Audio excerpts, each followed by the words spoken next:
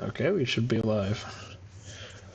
Would we be? I'll be the judge of that. Oh, it looks like we are live, yes. Woohoo! Arc to arc forever. Yeah. Yeah, it looks black. There it is. There's a face.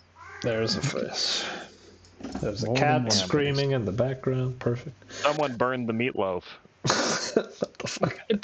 Oh, like you bitch spilled my coffee. She spilled my coffee. She spilled my coffee. No one. None of the viewers know what that refers No one knows I'm what not unfamiliar with that. it's. Oh, even Josh It's a doesn't know. silly like PSA about domestic violence, and it's like you wouldn't do it in public, so you shouldn't do it at home. And it's like a man with his kids in a restaurant, and the waitress like spills a bit of coffee on like his lap, and he's like, "Bitch, spilled my coffee." He gets up, he like backhands her, like slaps her, and then he picks up the coffee pot and he pours like scalding coffee on her. It is very comical the way he says it. He goes, he's like incredulous, like, "It spilled my coffee," and then he just smacks her. It's a very comical PSA. I know it sounds so comical from the get-go, but the part that makes it memorable is just the bizarre despair in his voice as he says it. It's just like, she spilled my coffee. Because he's just like super happy, like eating in this restaurant with his kids, like laughing around, ha ha ha. And then she's "I'm sorry, sir," and he goes, "Bitch, spilled my coffee," and smacks her. It's like the Google Glass one is so funny too. And you weren't, and he smacks her glass off. Or that one where the car rolls over all the kids. You've seen that one, Jaws, right? I think that one's Irish. I don't think so. That's like it's just like about being safe on the road, and it's like this car like rolls over. There's like 15 kids at a picnic, and the car just like CGI car squashes them. Well, like, the kids are be almost careful arranged on in the a road. straight line, so that every single kid gets hit. The car like barrel rolls them. Oh man, I forgot how funny domestic violence is. Anyway, Takopi's original we're sin. starting this to this delightful comedy manga, Takopi's original sin. Yeah, which is also about domestic violence. that was the segue. Damn it! Don't bring attention to it. Yeah, Takopi is an alien from the planet Happy. Happy planet. And Oh my god, this and all the Happyonians want to make people smile. It's their mission to spread happiness throughout the universe. Unfortunately, he landed in Japan, the worst country to be happy in. I mean, you're not totally wrong there. I gotta say, I don't know if it was just the translation I had, and some of them were different. The way they translated Takopi's alien cutesy talk, it got a little old really quickly. Well, he just says P at the end of everything, right? It's fucking annoying. Well, I know, that's the point of it. That's why even the mom is like smacks the shit out of Marina's like, "Stop talking like that." That's the one thing Takopi can't do, is not say P at the end of a sentence. Yeah, that's he says everything with a P.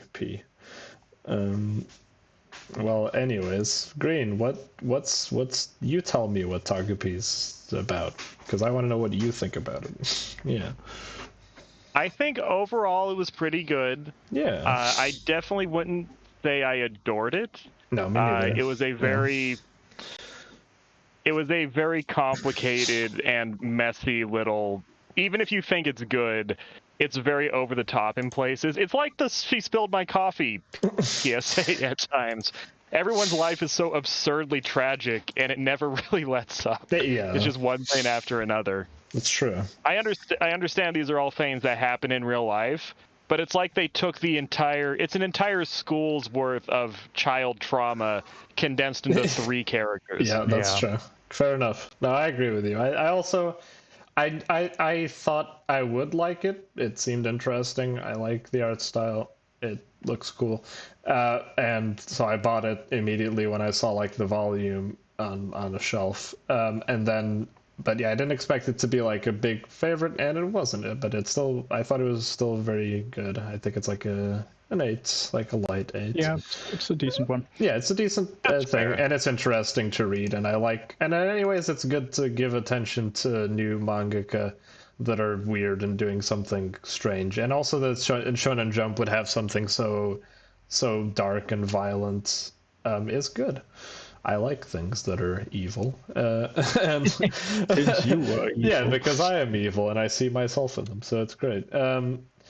Yes, well, let's get into it. He has to make this kid smile, and she has the worst life of anyone, except for maybe other people also. But it sucks because Takopi doesn't understand anything. He's a stupid alien. He doesn't know what dying is. He doesn't know what suffering is. He doesn't know, what murder is and what sadness is. He's just like everything. Initially, all the abuse he sees, he just sees it as like quaint, funny behavior. He's like when people are talking with each other, he automatically thinks that's a good thing, even if they're yelling at. Yeah. He's like, oh, so your face changes color when you spend some time with friends or something. It's like she's got like a bruised and battered face. It's like, yeah, school is so much fun. Everyone's always talking to Shizuka. Doesn't he interpret it as shyness or embarrassment at one point? He has he goes through the motions. By the end, he understands a lot better. Because he also suffers at that point. Yeah, he suffers at many points. Yeah, there's like that moment when they go into the flashback and he's like, yeah, you must like me a lot, Marina. She's like, why? Oh, because you always touch me so hard and you hurt me by accident, and your mom touches you really hard, so that must mean you like me, like your mom likes you. It's like, oh, that sucks. And then he does it to his mother, basically. That's on right. The planet. He smacks Mama happy, and she's like, "Why did you touch me so hard? Also, what does kill mean?" Oh god. But yeah, she has the worst life because her mom's a whore, and the popular girl in school has made it mandatory to bully the shit out of her. Her backpack's fucking says she's a slut and a whore and she stinks, and every day she gets her writing board broken into, and Takopi has a bunch of gadgets, all of which are completely fucking useless. but almost all. They're not useful for what he's trying to do. They have like supernatural, amazing powers. Like that was the first moment where I was like, okay, that's pretty good. Where like the reveal of the first time Shizuka shows up all battered and her dog is dead. He's like, here's the amazing string which cannot be broken, and she's like, that sounds good, and just hangs herself with it. What I initially thought was, oh, she's going to strangle that other girl. And I wasn't sure either, but then it's like, oh, and then that's funny because it gets implied that she tries to kill herself in every timeline, but in the ones Takopi doesn't give her the string, the rope breaks. So it's like literally Takopi made her die because he gave her such a strong, the unbreakable bond of friendship string. If you look at it, the vast majority of bad shit happens because Takopi gets involved. Like all the timelines in which Marina ends up killing her by stabbing her in the face with a pen, that all happens because Takopi exacerbates their animosity because he gives Shizuka all the right answers and helps her out with all the bullying. That just makes Marina angrier and murder her. Yes. So that doesn't work. Trying to save the dog never works because Marina deliberately goes after them and makes the dog bite them, except in the final timeline where the dog is alive, thankfully. Takopi doesn't understand. He thinks, damn, Marina keeps killing the dog by coincidence, no matter where I go. Yeah, exactly. And then it's like, oh, yeah. Well, it's funny because like a lot of the characters are like weirdly naive, and Takopi is ultimately naive. So it's funny how like he cannot give any advice on any of the matters. Like when they think through most of the thing, she still thinks the dog is with her dad, just because the mom just says that offhandedly, and Takopi is like, yes, let's go to Tokyo, let's find the dog. It's it hurts. It's a very it's a pain. It's like hard to get through, like as a manga. Like it's at times. Yeah, like I was like I read this, I would just like sit down to read this, and I would be like I would alternate between like cowering to turn the page and like and peeking forward like 10 pages to make sure everything was okay, and being like, please don't be that bad. And the best and most, to me, the best and most devastating page is the one when she goes to visit her father, and we just see this sort of not exactly fisheye perspective, but where she is not acknowledged as his daughter. Yeah. Like the page looks really good, and it's just really devastating. Yeah, that initial section is just about Takopi using all his dumb gadgets, and he keeps resetting time because he has a stupid camera. And nothing changes because no matter what he tries to do, everything's fucked up. But then the turning point is Marina getting murdered.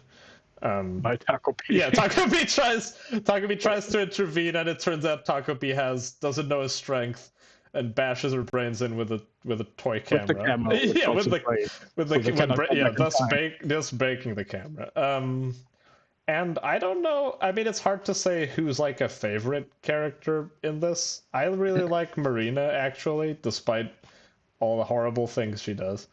But this is where we start getting a lot more insight into her in an interesting way, because it just seemed like it was like initially it just seems like we understand that it's like, okay, she blames Shizuka for her dad not being around because her dad keeps going to see Shizuka's mom because she's an escort, whatever you want to call it.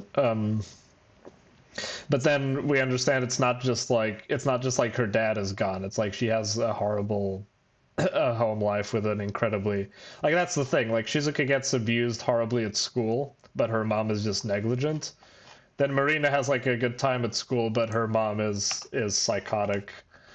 And scares the bejesus out of her. Yeah. Yeah, we've not mentioned the third character who gets dragged into this. During the murder we finally get Naoki. Is that his name? Yes. Yeah. Naoki, who's like the most. He's still messed up, but he's like much less. He's the most normal. Yeah, he's the most normal out of the three kids here, and he's smitten with Shizuka.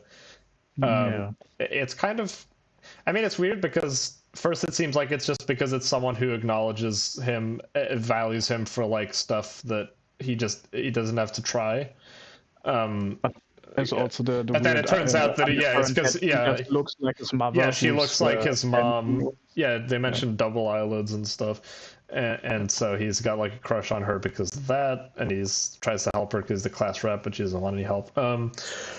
Yeah, and he's like a clever boy, so he gets roped into like trying to cover up a murder. Yeah, even though like because Shizuka and Takopi are incredibly inept at trying to like disguise this. Like, Takopi is just a moron and Shizuka is just insane, so they just don't know what the fuck to do. So he just like masterminds this entire fucking endeavor, and it's great. I love that stretch where Takopi is disguised as Marina, and like it's just like sitting there smiling, and it's funny too because from their point of view it seems like she's cracked like from like the stress of the thing, and she's like in denial. She's like sitting there smiling all the time, like not acknowledging anything, and she starts saying P at the end of sentences.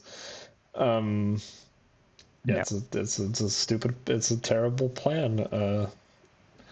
Yeah, and the delirious, crazed mother totally sees through it, and at one point she says, "I know you're not my daughter. Just give my daughter back." Yeah, well, I mean, I don't think she knows that like it's actually a different being, but she's saying that sort of as like, you're not the same person you were, and like she hopes that they could return to that state. But I don't know, they don't show us what the parents do after the body is found. Like, there's like one shot where it's like, oh, her parents are like not going to work anymore or something, and they show the air conditioner remote control just on a table on its own, which is what the mom uses to hit Marina with. So yeah, that's fucked up that like she's like has that moment with Marina, and then the very next day her daughter is found dead in the woods. Very, very sad. Yeah. But then we get the fucking, Shizuka just becomes like, Well, this is like the point where you're like, initially she's just like completely the victim, and she still is completely the victim, and she's, you know, she's a child and it's fucked up. But like at this point, as soon as Takopi murders Marina, she's like, "You're awesome, Takopi. Thanks for murdering her. That was great." And then she becomes incredibly manipulative. She's like, she keeps like holding Naoki's hand and giving him smooches, and she's like, at the end, she's like, "Turn yourself in for me, and go to juvie for me. I'll wait for you on the outside, because I have to go to Tokyo to find my dog." Like, that's the only thing she cares about. She doesn't care about Naoki. She doesn't care about her mom. She doesn't care about Takopi. She just cares about her dog, which fair enough. She said, as long as she has the dog. Yeah. As long as she has Chappie, she'll be okay. Chappie gets taken away tragically many times. Yeah. Do you think he only gets taken away, or does he get put down? Like, which? Oh no, he's dead. I mean, taken away, like. Why would the mom lie about where the dog was unless the dog was? Yeah. They're sitting at the dog, like. They don't ever take dogs away who've bitten someone and not kill them. Like, that's the law. You have to put them down. And Marina always makes a stink about it. So yeah, she literally has like a fake cast on. She's like sitting in the classroom, like she's doing the Malfoy thing with the hippogriff. When as soon as she follows her into the woods, she like takes her arm cast off and unwraps it immediately. She has like a tiny bite on her head, like it's beats her with it. Yeah, she does. She smacks her with it. Yeah, it's so mean. Like, she's like, "Your dog's dead," and kicking the shit out of her. Jesus Christ. Yeah, but then at this point is when, then we have some interesting stuff. I like Naoki's thing a lot, where his mom is just a piece of work, and he just gets insane expectations put on him. And his brother reminded me a lot. He looks like, and he acts a lot like the kid in PunPun way back, the one who was good at badminton. Yeah. Where the Naoki like hates his brother and like imagines all these things about him, and his brother's just like the nicest guy who like totally understands these things, and he just happens to be very smart, and he is not like on the mom's side at all. Like, he's like trying to break away and have a girlfriend, and that's dyes his hair. Dyes his hair. That's right, he dyes his hair. Yeah, and he's like trying to be this dude. And then when I like that scene a lot, where Naoki just like goes to him and like admits everything, and you think it's going to be this, and they do like a fake out where you think his brother's going to be like all mad, but his brother's like, "I understand, and it's all cool, and you just got to talk to me, bro. And also, those pancakes sucked."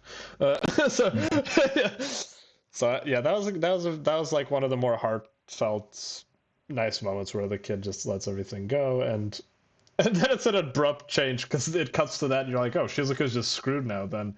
Because he like came clean, but then she's just like, "What are you talking about? It's summer holidays," and she runs off to Tokyo. I've been talking too much. You say things. You say things about this part of the story. We say things, and in Tokyo, she was told that her dog is with her father in Tokyo, and so she apparently knows his address, and she and Takopi make the way from Hokkaido to Tokyo, which is pretty fucking far away. Yeah, it's a far trip for a kid, and she has like no money or food or anything. I will talk about like the let's call it the logical flaws in this. Yeah, later on there's a bit of confusion. But yeah, we're still just in the story. Number one, octopuses aren't from space, and they're not. Yes, they are. Yeah. I forgot he's pink. I only saw the color pages now. I always thought him as white, but he's pink. Yeah. It's white.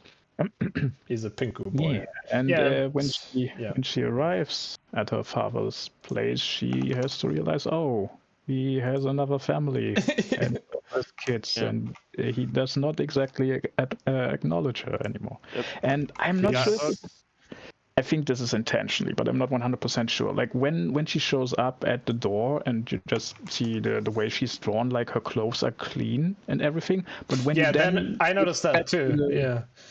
It looks like she's beat up afterwards. Yeah, she looks so incredibly like messed up, like based on what she's been through and the whole trip and everything. And it just seems that she has like a very different perspective of how she appears to people than she actually looks like. She got like her mind beat up in that scene, and it harkens back to that first chapter page turn where she goes from like, "I'll see," and things have been a bit better lately. "I'll see you next day," and then next day she's destroyed and the dog is gone.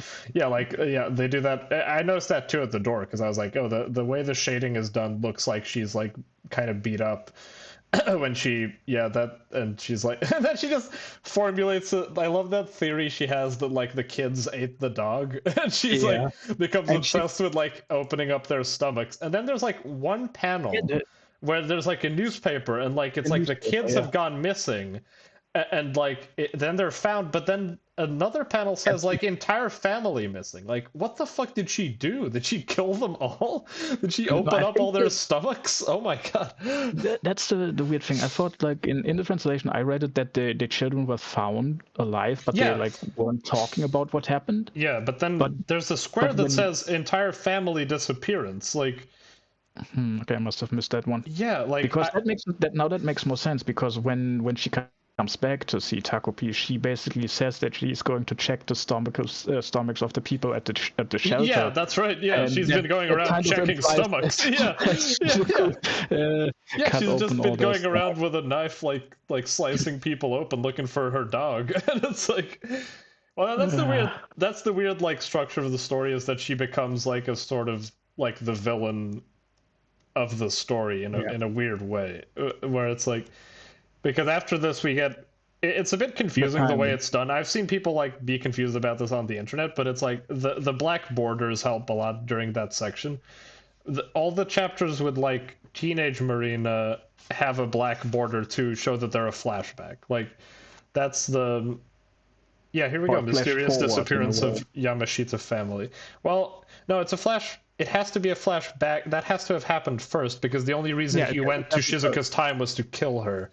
Like, that's the twist. Like, originally, Takopi landed in the year 2022. Yeah, in 2022. Yeah, with high school Marina who has a scar on her face because her mom's a fucking psychopath.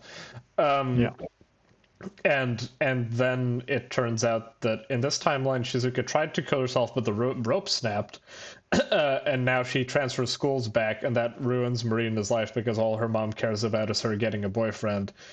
And she ends up murdering her own mom and herself. And so Takopi, well, it's not called Takopi, it's called Scumball. Scumball goes back in time to murder Shizuka so he can make Marina happy. But that's his original sin is his murderous intent when he goes back to the planet Takopi, to planet Happy and loses his memories. So he forgets who he's supposed to make happy exactly. and who he's supposed to kill. And so it's a fucked up time loop. And also, I wondered about that idea of like original sin is also interesting because that kind of ties in with the rest of the story where it's hard to trace the blame tree for whose fault everything is because it's like because it's linked. Yeah, exactly. It's all like they have like the symbolism with like the happiness ribbon and the like string of fate thing is like a very it's like a big deal in Japan. Famously, Christian misunderstood it and tried to do it in real life. But it's like a thing of like Excel Saga and a bunch of things. It's like the string of fate wrapped around your pinky, and it's like because Marina's life is terrible because of lots of not just Shizuka's mom, but Shizuka directly in that future because she takes her boyfriend. And it's like whose fault is it their parents' fault? But it's like why is Shizuka's mom like that? Probably because her parents were also fucked up in some way. It's like is it the Naoki's mom's fault or her brother's fault? Everyone is like kind of at fault, and they kind of get into that later where they have the whole like everyone is like does good and bad stuff, and it's again very Muramasa. Everything's Muramasa at the end of the day. Very PunPun. Yes, indeed. Woe is me. But it is kind of weird how every media we consume lately is the exact same thing over and over. Well, they're all Japanese, and they're all like kind of downer, dark things because we're all a bit cynical. So it makes sense. I find it interesting. You find, like, to me, it at least feels like you find this represented more often, or way more often, in Japanese media than you find. I think so too. I think that's why I like part specifically. Like the domestic stuff, like the dark downer things where morality isn't. I mean, the morality isn't exactly clear. It's also a Western thing by now, but that's I don't know. It feels like a Zen kind of mentality to be like it's very yin yang to be like nothing is wholly good or bad. Like it's all like mixes. People aren't as simple as just there are bad and good people. Like good people do messed up bad things. That is the weird relationship between like Buddhism and Christianity. Yeah. Where they both kind of start from the same place of how tragic and broken life is. Buddhism says get over it, and then Christianity says the solution is in another world. The Takopi and all these other ones, they always want to smack you for making assumptions. Like, you think Shizuka is just a holy. At the beginning of the manga, Marina is 100% evil and Shizuka is 100% good. And and then it's like Shizuka becomes much murkier as the story goes, and Marina becomes a lot more relatable because you realize what horrible stress and things she's under and how it's tough for all of them. That's why I like Marina so much. Like, that's my favorite kind of stretch, probably, is like all the stuff with. I really like the stuff with like teenage her and Takopi and her. It's so sad how like she gets a boyfriend and she's really happy and her mom isn't being abusive, and it's fucking scary that she's like scared of glass and she's got this scar on her face, and it's, I don't know, I enjoyed that part of the story a lot. I like that like wordless 2-page spread where it shows Shizuka and Naoki getting closer together and her telling her mom that she doesn't have a boyfriend anymore. And then it ends with the final panel of her turning the bottle on herself. Yeah. Her dad's such a piece of shit too. Like, he's like just fucking argues over just like the worst shit constantly, and then he's like, they have that fucked up one where like she's very, when Takopi is pretending to be Marina and she's just like very smiley sitting there, and her dad is like, want to come move with me? And she's like, yeah, I want to go pee. And the mom is like, you fucking told me you'd never leave me. And she's like sitting there cowering, and the dad's just like insulting the mom to the daughter's face, be like, oh yeah, your mom's just like this dumb whore who spends my money. Fuck her. Move in with me. The weird problem there is how I took that. Takopi only knows daddy's place as a phrase. He can't actually connect it to anything real. I didn't even think about that. Yeah. So he thinks daddy's place is that place that Shizuka always wants to go to. Oh yeah, I think she says something like that. Like, oh yeah, Shizuka wants to go there anyway, so yeah, I'll get a head start. Like, oh yeah, he's like happy to tell. He thinks that's where the dog is. Yeah, I'll be able to tell Shizuka that I got as a way to get to the dog. Yeah, that's right. I totally forgot about that. It's not even that simple. Yeah. Oh boy. Yeah, I haven't given enough spotlight to like. I just love the how like scribbly, rough art style. Like, because he's really good at drawing stuff. Like, it's not just like an amateur thing. It's like purposeful, because like the way he draws like shoes and backpacks and all the objects is very realistic, but then the people, it's all just about the expressions and the emotions. Like, yeah, it's mostly the faces. Yeah, people, there's like some great faces in this. People, the fucking just like go from super cutesy like kawaii simple faces to like incredibly destroyed like fucking scratchy art style, and I love that transition. It really connects with me. Yeah. And then we get the final stretch. That's a great 1-page spread. It's like Terminator, where Takopi is like drawn like super dramatically, and he's like, I have to kill Shizuka. He gets sent back in time to murder John Connor. And but then we get like the big emotional payoff scene, which is when Shizuka is like, out of my way, I'm going to open all the stomachs. I'm gonna find Chappie, and Takopi stands in her way. It's kind of implied that she's just been going around, like, I think that's a logical thing you were implying earlier. It's like she's been going around just like on her own, like committing crimes. Yeah, I mean, she's but it's like from Hokkaido, from Tokyo. It's like, how has she's just been like stealing? How does she have the money? Or how? I mean, she mentions she mentions when I'm not allowed on the boat. What am I supposed to do? That's like the big emotional scene for me. Is this her asking Takopi what she should have done as she beats him with a rock and kicks him, and he just says, I don't know. I don't know what to do. Like, that's the only answer that was possible, so I'm glad. Like, yeah. there was no ass pull or anything. Like he Well, wasn't. I mean, Okay, technically there is an ass pull, but it's like yeah, earned. But not, like not in a what I mean in that realistic. scene, he doesn't give an answer where he's like, "I know what to Yeah. do." He doesn't say you should have done this or this should have happened. He's just like, "I have no fucking idea. You humans are so fucked up.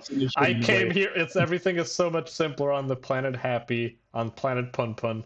Because I just yeah, it just comes here and it's like I don't understand. Everyone I try to help hurts everyone else. I want to help Marina, but she's did horrible stuff too. I want to help you, but you're doing fucked up shit too. It's he doesn't have an answer, and so he both of the resolutions are just about people coming together and crying. Like Shizuka just breaks down and cries on him, and he just drags her around crying the whole time, and then he suicides.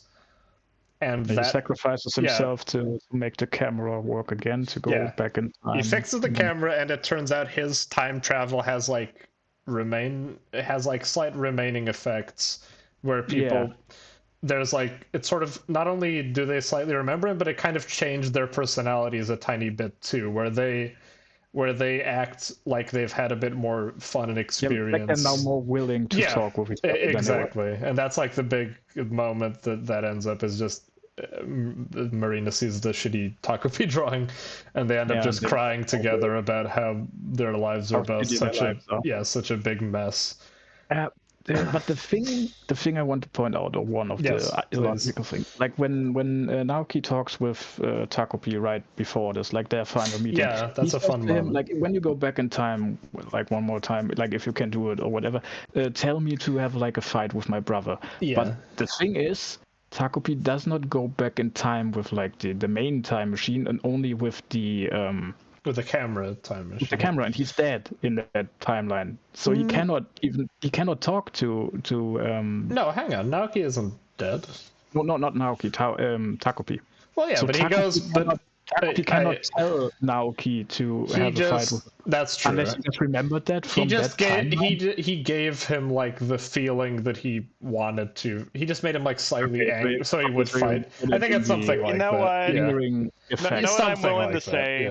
I'm willing to say that what Takopi did condensed all the timelines into one a little bit. It seems so like the that, memory. Yeah. So the memory of asking Takopi to do that, maybe it reverberated in his brain after the time shift. Yeah, he kind of like Kamehame blasted their character developments into them, like into their younger forms. Yeah. Well, Green, how do you feel about like the ending where it kind of ends like?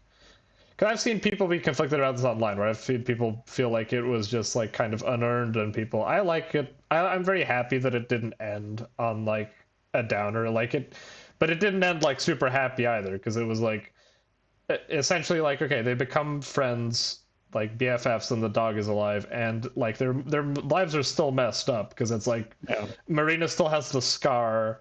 Shizuka's probably got a bunch of problems, I'm sure, but like they can kind of take solace in each other as being these two messed up weirdos. There's also, I guess, the implication that in this timeline, Marina and Naoki will run into each other, but Shizuka will not steal him. So, well, I mean, Naoki could end up with either of them, and I'd be happy with that. I mean, he kind of walks away from Shizuka and goes for his own like friend group, so he probably got a girlfriend somewhere else, I would imagine.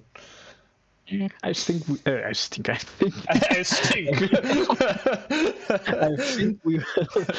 No, that's all. Okay. And he might show. I mean, I'd be happy with him dating. I liked him and the sort of imagined original Marina timeline. Him and Marina as a couple was cute. I don't know. How do you feel about the ending, Green?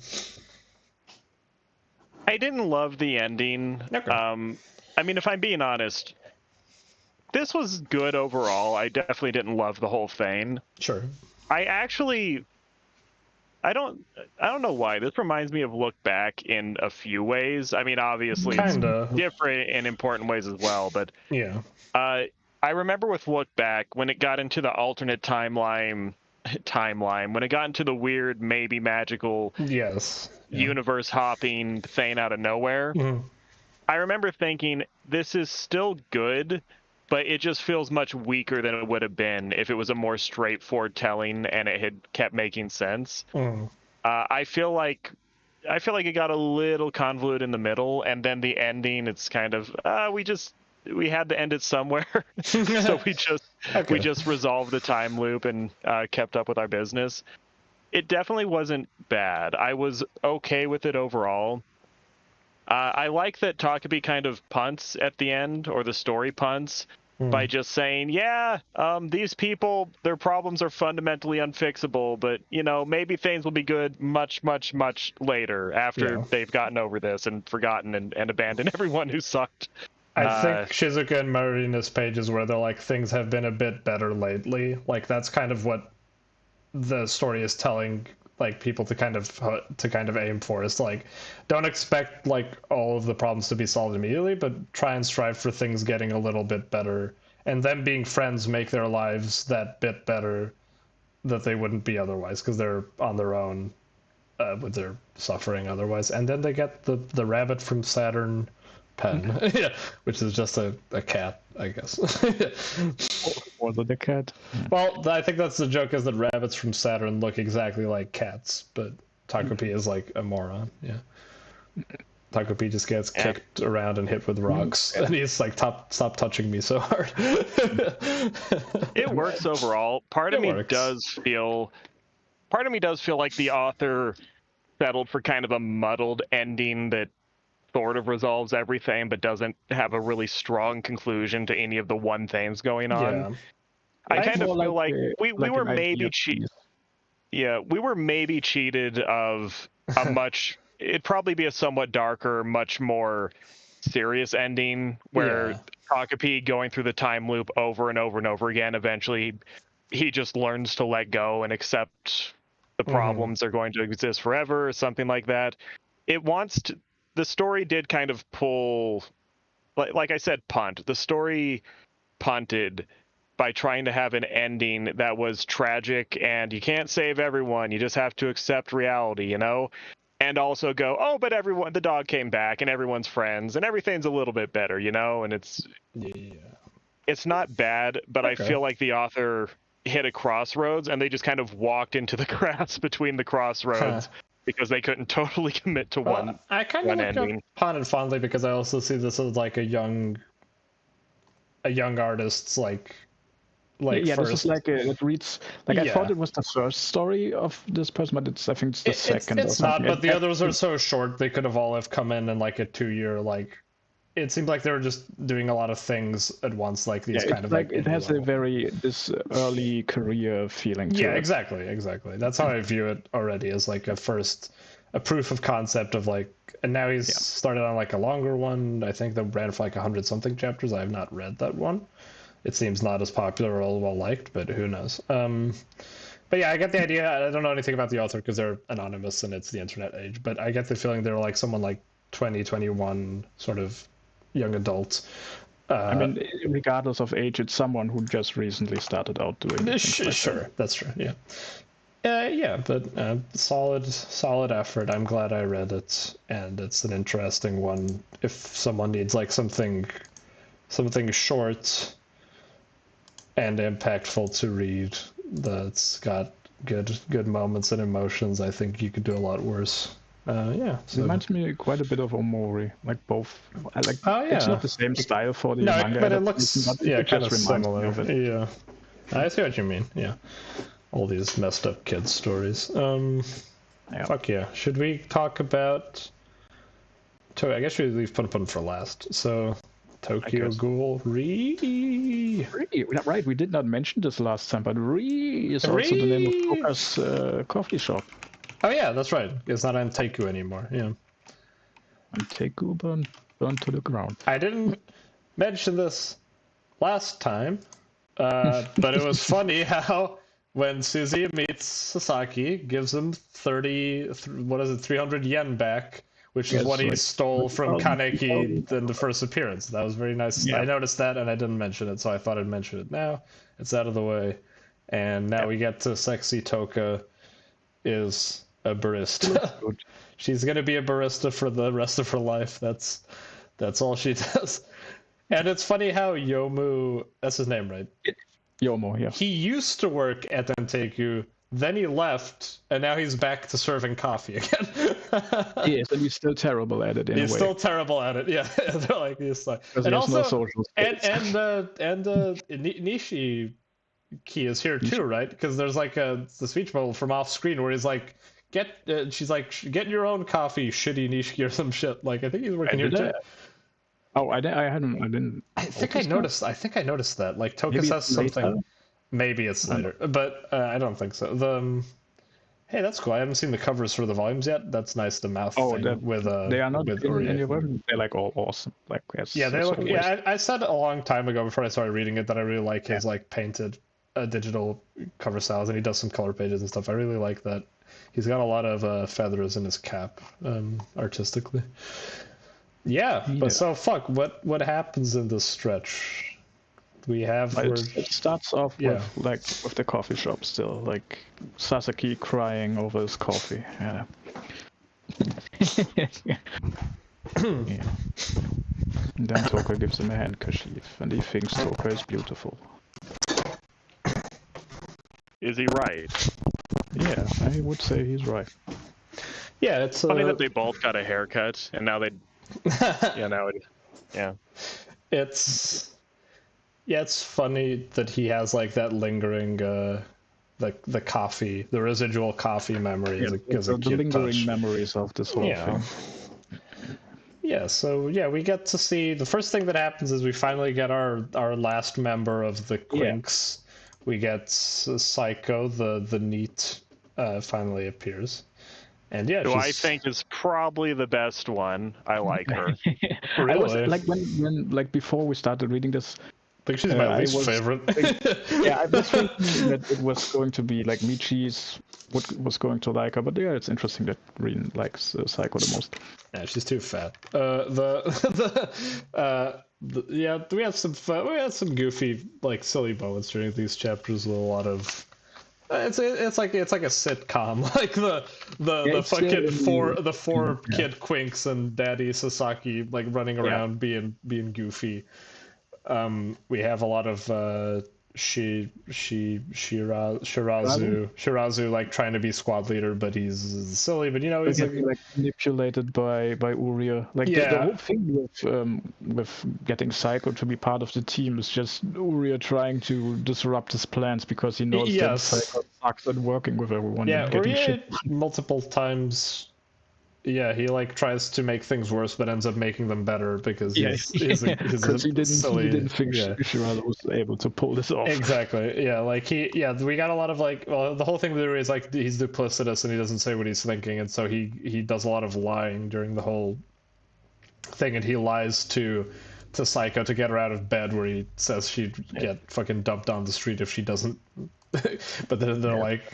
And they're like, no, it's not true at all. The government pays for Quinks because it's a crazy experimental program. Yeah. Later in the stretch, we find out that Psycho's mom is like Psycho has like a brother, and then their mom was like just signed her up for the Quinks program because she just like get money.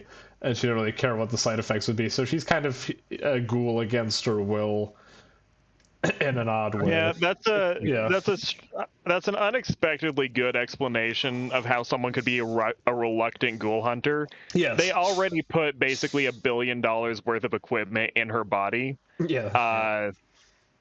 And now even if she doesn't want to do it and doesn't care that much, they might as well let her hang around because she might as well do something every now and again. Yeah, it felt incongruous because like most people who are ghoul hunters are very motivated. A lot of them are orphans who become ghoul hunters and stuff like that.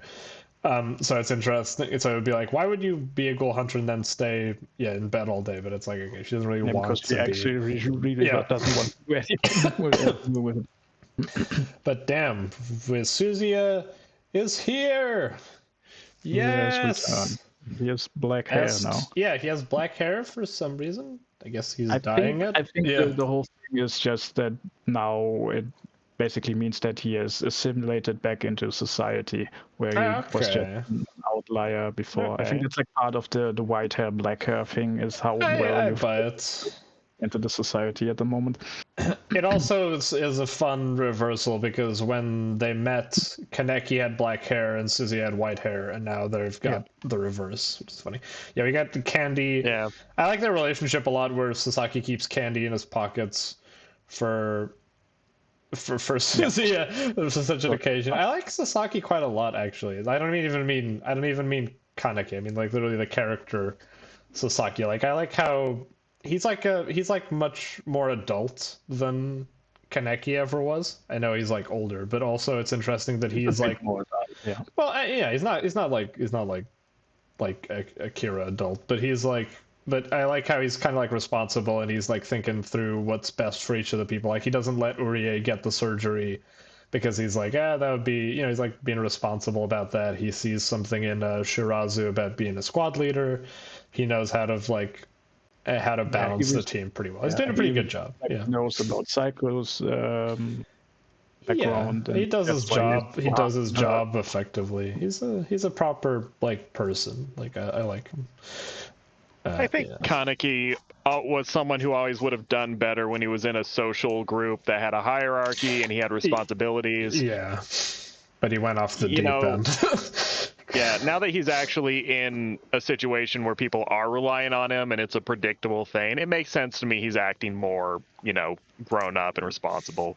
It's funny that Kaneki would have been probably a good ghoul hunter if his life had gone in a different direction. Good guy. Yeah.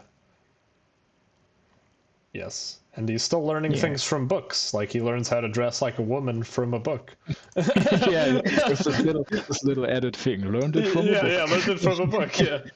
I mean, it was comical how good he looks. Like we know Mutsuki was gonna look good anyway. That's also a funny thing where there's like an aside. I think it was like an extra 4-coma or something, where they're like, "Okay, let's plump everyone's chests." Okay, Mutsuki, get over here, and she's like, "I'll do it myself," and like runs off. And they're like, "Why is he so shy about his chest?" Like that was good. And then of course we get Shirazu, who looks like a maniac. Their investigation target is they want to get the Nutcracker. Means exactly what you think it does. Yes, it's very very unpleasant. I was a little skeptical of this whole plan because it's so dangerous, especially when they get to the point they're sending one person in by themselves. Yeah, basically, it was supposed to be just. They try and like. They justify it with like the new, what are they called? The Washuri. What is that? His name is Matsuri Washu, who is the Washu are like the group where one of the divisions. Yeah, his brother is like the guy who was in charge of the big fights. That's his father. Like he Matsuri looks really old, but he's like 24 years or something. I think he get his age. Like he just looks. Okay, but they're like this whole ghoul hunting clan from like the fucking Showa era or some run shit. The CCG. Yeah, they run the CCG, and he's like a super hard ass, and they think like his methods in like Germany are like get the most results, but no matter what, so people die. Yeah, so it's like he doesn't mind. He's like, oh, let's send in just one person, even though it's super dangerous, for like to make it less suspicious. Yeah, but it's like, and he also is like not in favor of the whole Quinks experiments. Yeah, that's right. He wanted he might. Or he at least just didn't value, even as little as he values humans, he probably values Quinks even less. He's just like, oh, whatever. If we can just send someone in to cause a distraction while we raid from the outside, that's worth it.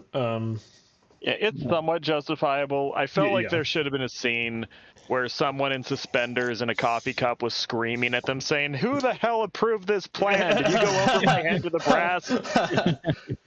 I mean, he's very high up in the chain. There's no one really who can complain about that. That was a funny scene too, speaking of going over someone's head, how Urie goes over Sasaki's head to get his cell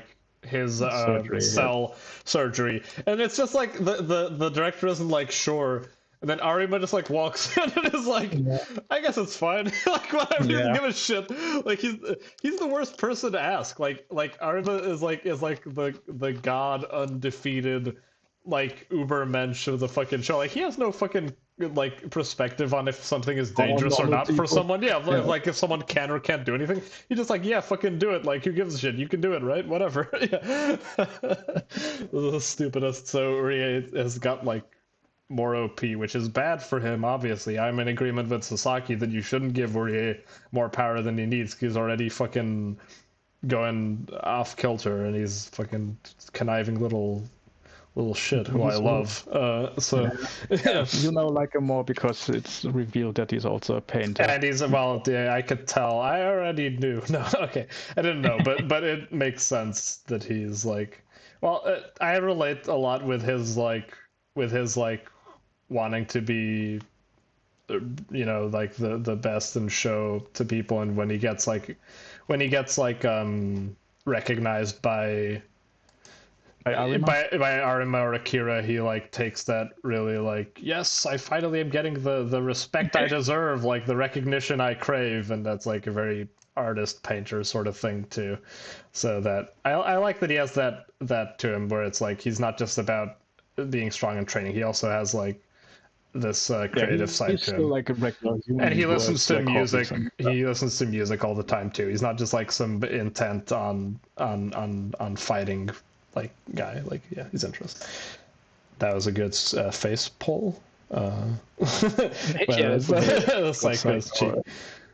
They did a lot of fun stuff with Psycho. She just has a lot of good dialogue where she pokes fun at everyone. And it's talking about Kerbal Space Program. Yeah, that's right. She did. I noticed that too.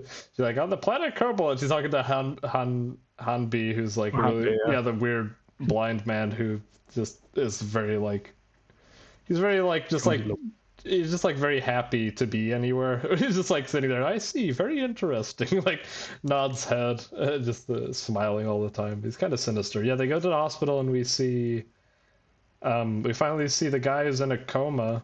Well, yeah, still same situation as when we last saw him, basically. Yeah, they did say it did seem like he would never come out of it, so that's believable. Also, Toke is there. I wonder who she's visiting in the hospital. Like a little interesting thing that they run into her at the hospital. I wonder who it could be. Maybe the manager? I don't know. I don't know. There's not that much like content in this stretch. Yeah, like it's this is a prelude. Yeah, like the initial way to get like information on Nutcracker, which Shirazu sort of messes up when they try to overhear her stuff in the buffet or whatever it is, and he spills the glass, and then they have to dress up as women to infiltrate. That's right. Yes. And do they have to? No, they don't. The guys. Well, it can be both.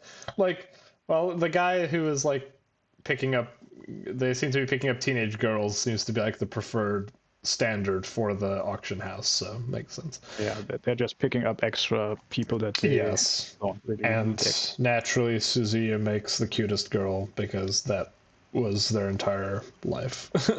He looks like a goth lolly. Yes, he looks like a perfect goth lolly. It's interesting. It's interesting. I wonder how they feel about having to do the stuff that they were like forced to do during their ghoul captivity. And it's funny because like most of Suzuya's moves are from his traumatic past. Like he was made to do circus flips and what's it called, like juggling knives and stuff like that is all from his like trauma days. So it's interesting. Yeah, it's like interesting. There's like this little line from Hanbei that Suzuya doesn't like training, so that basically means that almost all of his moves are just from his past. Like just remember his muscle memory is so strong. Yeah, that's right. He doesn't like not only training, he doesn't like training his own team. Like they train themselves. Yeah. Yeah, I was bummed because I really thought he grew his leg back. But it did give us a really cool 2-page spread, so it was all worth it. Yeah. I don't like the fact that the leg is basically an upgrade. Yeah. Like the prosthetic. It's a thing I really don't like in fiction. Yeah, it's interesting. I wonder if they're gonna do that with the guy with the guy's dad who lost his arm. Yeah, is he gonna have like a robot arm that shoots a fucking missile or something? He does have a prosthetic He does, arm, okay. but from what I remember, he is not really involved in fighting anymore. But we will see him eventually. That's cool. Yeah, it's a bit of a the problem with it is that it takes the dramatic weight off of the end of Tokyo Ghoul. Like all those pages where he's lost a leg and he's on the floor and he's fucking jumping around on one leg like and falls into that guy's arms. Like that was all very dramatic. In the hospital where he's in the wheelchair. Yeah, it wasn't exactly. That was like a great final page to end on. It's like that wasn't a big deal. A couple days later, probably he went to the scientist with the silly hair, who has a mustache now, and he was like, "Here's your super leg, sir." Yeah. But we're all just getting hyped for the big auction fight. That's what Tokyo Ghoul every single time. That's the structure. You just wait. You just go. Yeah, you wait a little, like, and then it's like great character moments and talks, and then an amazing action set piece where they always raid some different building and a bunch of ghouls and investigators run around and chop each other into pieces. Also like the it arcs works in Tokyo. Yeah, it does work. It's a good structure. The arcs in Tokyo also sort of mirror the ones from the first one. Like this is like a mirror to the Ghoul restaurant. Yeah, exactly. They even mentioned that it's run by the same people and it's a similar kind of establishment. Again, and it's like have a good moment. I like that breakdown a lot with Mitsuki because it's like earlier they established that the reason she dresses as a boy is because she doesn't like the male looks on her and that predatory thing, and now she's being put in front of an entire fucking auditorium of people looking at her with hungry eyes, and she gets revealed, and fucking the mask guy, mask maker is there. You can recognize him by the tattoos on his neck. And he's a fucking auctioneer now. He's a clown. We got Roma and the other clown too. They're all coming back. That's right. We see Roma and Nico at the nightclub, and they see Heiser, and they like Kaneki better than Heiser. Yeah, that's right. Yeah, they want Kaneki to come back. And Heiser has a little bit where he's also wondering like if he will die. He doesn't want to lose like his memories. That's right. Yeah, he's like if I start remembering stuff from my last life, will I die? Sort of thing, which is scary. He seems very afraid in general that it's going to end poorly. Yeah, he's like a temporary fake person, so he doesn't really know. In a way, he's kind of like a character from a book in a weird way because he's like a fictional character who was made up by Arima and CCG sort of. So he doesn't know when the author is gonna write his story short, I guess. Suzuya trains Mutsuki for the operation where he could also make sure that he is there with Mutsuki, which is a good thing that happens. I mentioned while we were talking in private about how the series has a lot of like passing down of mannerisms and habits and tics and visual things, and that was another one I didn't mention is Kaneki trains the people in the Quinks organization in like a basement similarly to how he was trained and how Kaneki used to train people like when he had Banjo and Hamar and stuff. Like it's always like the same thing. It's like he's like in a little sports gear and he's like, everyone come at me at once and we'll kick each other around. And Arima still does it with him, like that sparring tradition that first really happened with Toka, where it's just like, come on, we're gonna fight in here until you get good.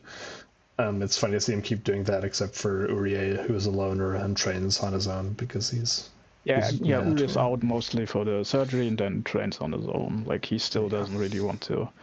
But that was funny. It was also funny how that during that whole fight, Psycho's lying on the floor pretending to be dead. She's like currently dead. She doesn't want to. Yeah, we pretty much get to the auction then, where they get gassed in the car and then wake up in containers. Yeah, we're just hyped up for the big thing. I mean, it's always I don't know, it's like there's not a lot to say during this stretch. It's like I like all the stuff they're doing with the characters. There's a lot of fun, cute moments with it's great seeing Suzuki come back and all that stuff. And yeah, I'm still a big fan of where everything is going. I like these are like the fastest chapters for me to read out of the mangas we're doing. I mean, part of that is also because stuff like Takopi and PunPun is harder to to like get through quickly because it's more painful. This is more, this is lighter, fast paced. It's still pretty fast in some ways. Yeah, I always enjoyed this, and yeah, I keep saying those things every time. The art style is great. There's some really cool poses, faces, layouts, and I praise especially I like there's a lot of like very attractive like cool looking faces. He does a lot of good stuff with like black silhouettes with like glowing white eyes. For a lot of people, he does it with the guy during the meeting with the glasses. He has a lot of like really good like Gendo Ikari faces. Every shot of Suzuya is the cutest shot of Suzuya. So you and Suzuya. Keep at it, Suishida. You got it. We're at the very beginning of the auction. We're gonna next stretch, I imagine, will be very exciting and cool to talk about. Green Devil to say. I like this next arc. I like it too. I mean, I will like it too. Yep. The first of the more significant arcs, I would say. Hell yeah. Green, do you? Green. What do you think about Google Re? Or about the stretch or the people in it or whatever? I don't have much to add. I just think Neat Girl is underrated, and I look forward to her. Which you think Urie is overrated? Neat Girl, yeah. Psycho. And you think Urie is overrated, probably.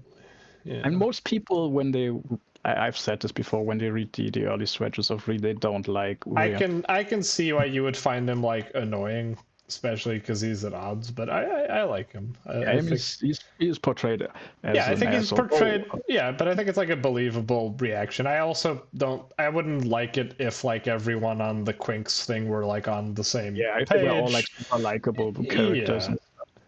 Yeah. Right. I just saw the one image you pulled up. It's very funny that Madame A. Let's look up the anime, not. I always imagined Roma's having green hair, not brown. Damn it. I don't know why you think that. I don't. It looks like a plant. It's got little leaves at the top. I see. Okay.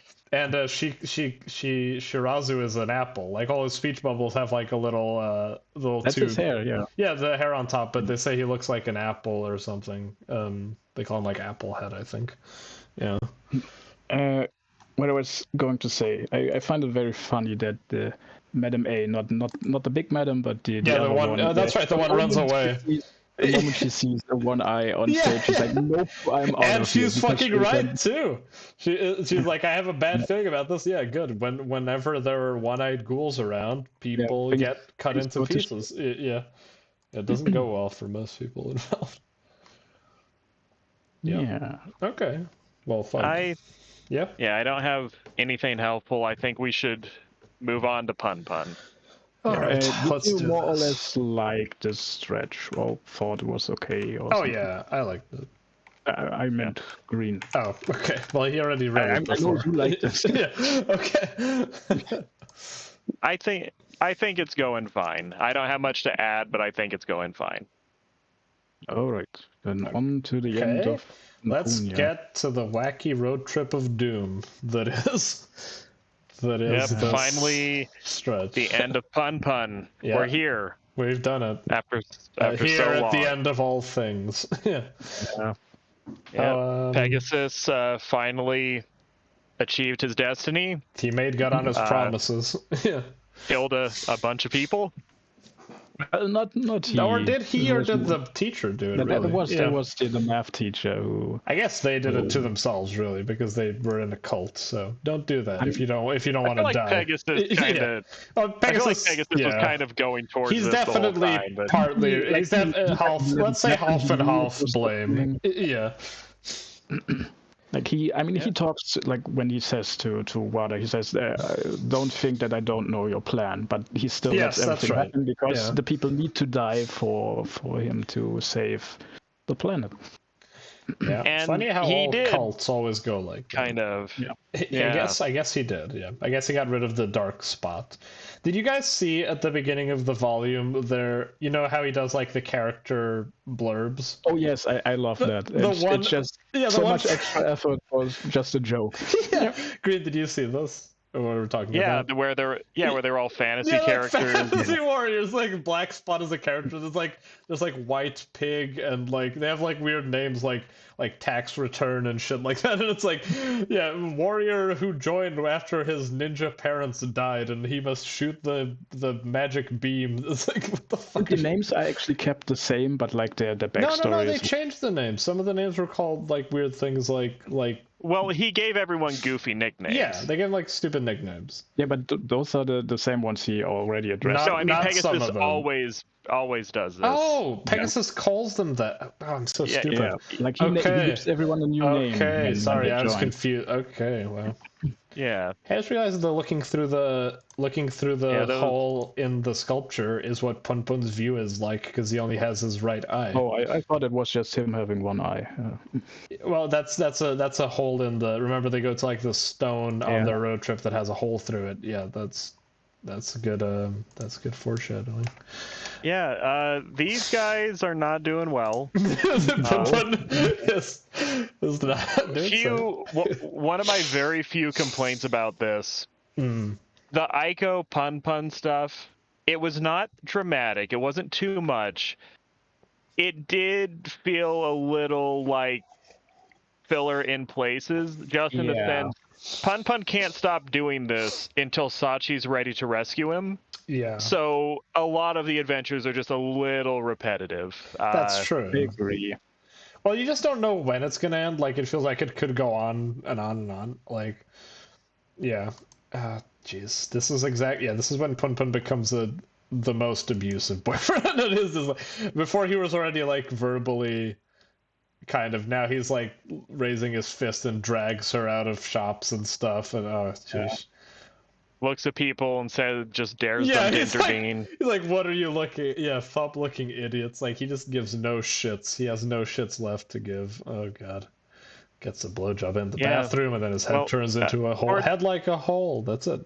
Towards the end, when he's, reaching the climax and monologuing to himself, he kind of says that. He kind of says this is what he was working towards the whole time, maybe his whole life. That's what God's been waiting for.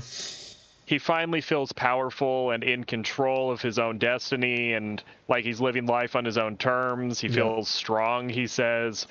And he attributes that to having nothing he cares about and nothing to control him one way or the other. And he's killed, which is a rite of... It's like in Vagabond when he murders the first man. It says, I'm a real man now. Like, now he's You're the man now, dog. Aiko tries to rules lawyer him. That's true. And we technically don't know at the end. Like, it's left unclear if she was just lying to try and spare him because she loves him, or if actually she was telling the truth. It could be either. I think they're both equally likely. Yeah. It's ambiguous. I lean a little bit towards Aiko, just because in one of her fever dream flashbacks, you see the mom standing right beside her. That's true. Yeah. And I think that's meant to be the moment right before Aiko stabbed her. Like full of. Oh, she's like covered in blood already, isn't she? The mom. I think the mom is like in the sailor uniform, and I think her stomach is like bloody. So I think it might even be after she stabbed her. Yeah. I'm not sure about. Part of me feels like that's a little hint that Aiko is telling the truth. Although you really can't know, and Aiko believing something doesn't mean it's true either. Exactly. She's, maybe should. I mean, there's not that much to say about the early stuff with Aiko because it's just a very mechanical progress towards her dying and PunPun going nuts. Yes. Do you want to talk about Sachi's adventure a little bit, because that's more what's going on in this stretch? Yeah, perfect timing. Sachi's going on, like, she becomes like, it's like a detective story now. and she's tracing the steps, and in doing so, she kind of ends up going backwards through PunPun's life, which is interesting. Yeah, on this reread, this was my favorite section of that was very good. All the stuff that, like, she finds out about PunPun, and we as the reader find out about PunPun because it was never shown to us, which is like a nice, clever little thing that we were not shown everything. And it's great seeing Sachi kind of getting a bit of comeuppance a bit, because she hasn't been perfect either. Like, it's easy to, like, from the outside and reading some earlier chapters, it kind of makes it seem like PunPun is like just this piece of shit, and Sachi is like too good for him, and she's being like this like angel figure. But it's like, in these chapters, you really come to realize, like, PunPun is doing a lot of stuff on his own, and he is like, he is a lot kinder as a person than you would think of. He's been very responsible with his job and driving thing. He's been going to the hospital every day and giving lucky cat figures to the manager. Yeah, given how many there are, he comes like 2-3 times a week. And she sees like signs of his like of PunPun out his world outside of her that she was never aware of, and she thought of him as just this helpless buffoon who didn't do anything unless she pushed him to. And it's like, no, he was a much more complex, multifaceted person than she realized. And yeah, it's great seeing her go back and meet with all the people and friends, and then ultimately with the uncle and aunt. And PunPun's father. Every time. What about? We get to the PunPun father scene, and it said, oh, he's walking out with like one of the residents. For some reason, I always think he's the one who's going to be in the wheelchair. They do it as a fake out. Like, that's the joke. Like every single time. The person in the wheelchair shows up first, then she bows her head like, oh, nice to meet you, and then then he pushes a bit further, and you see it's PunPun's dad pushing the wheel, and he's got glasses now. He's got little spectacles on his PunPun form because he's pretty old now. He's in his 50s or something. He could probably be in his early 60s. Might be in his early 60s. We don't know how old he was. He's at least in his 50s. He's at least in his 50s, so. And we get, but also before the dad, I want to say, because I think we got the uncle first. The uncle, we get our last great uncle monologue. Except that's always great when the uncle just like exists in like a catatonic state of like, this is fineness for most of his life, but then occasionally he decides to take someone aside and pull away the glasses and leak from one eye and go, listen, I'm gonna tell you how shit really is, okay? Well, his experiences have left him this broken man who can't cope with daily life. But also, he has these deep reserves of spiritual power that most of us don't, that he can just break out when he needs them. That's so weird. He like spends his time dwelling upon this inside his head, but he always just says stupid shit like, I'm strongest in the USA. And then, like, oh god, I love that came right over, and she's like, yes, I went to his room and there was blood and the semen and I sniffed it. And he's like, that's creepy, but it's also amazing. In that moment, he realizes, oh yeah, she's one of us. She's part of the team. She's a keeper. This one, PunPun. Yeah. I would totally do that too. I understand, because I'm a wretched, miserable little man who would spray jizz in the air. So fair enough, yeah. Oh god, and yeah, that's a great fucking dialogue where he also spells out, like, he's like, PunPun is a lot stronger than you realize, but he's also a moron, so you need to go after him, and you're just like his mom. And if I know PunPun, and I like how he's like coy about being like, we were never that close. He always says that. Like, the uncle always says we were never that close to PunPun or about PunPun, when actually, but then he acknowledges, like, that was probably the happiest time of his life, was when he was building Gundam figures and eating choco pies and was thinking making that curry. Was PunPun's happiest life. I thought he said it was a pretty happy time when I look back. He said it was a charmed time or something like that. Like, yeah, he says they were all playing a role and they were very self-conscious about that, but they enjoyed it. Yeah, I think a lot of PunPun is like, well, it's like that boomerang effect of, like, first there's like the first revelation of realizing that like things are bullshit and a lot of it is fake. But then the real answer to that is that doesn't make it any less real a lot of the time. Where it's like a lot of time people performing stuff on purpose makes it real anyways, you know? Like in a way. I don't know. Well, I mean, all the world's a stage. Exactly, like that sort of thing. Like that there's multiple scenes in PunPun where that kind of becomes like the what you're supposed to take from it. Also, yeah, and then she goes to the dad, and that's probably the most like that's one of the most interesting because one of the most memorable moments. Yeah. I remembered this pretty well, even know having been years. So I didn't remember anything the uncle said, but I still remember the dad saying, I don't remember exactly how it goes, but something to the effect of, why didn't he learn to take care of himself and not just other people? Or why didn't he learn? Oh, yeah, I remember. The dad says, perhaps I should have taught him that you have to be a little bit selfish to get on in this world. That's right. Yeah. Well, there was a lot of people talking about PunPun. They said a lot of the stuff we've been saying on the podcast, which was interesting. Like they talk about how he's not a bad kid at all. He just probably is too sensitive, and he's too hard on himself, and he takes everything too much to heart.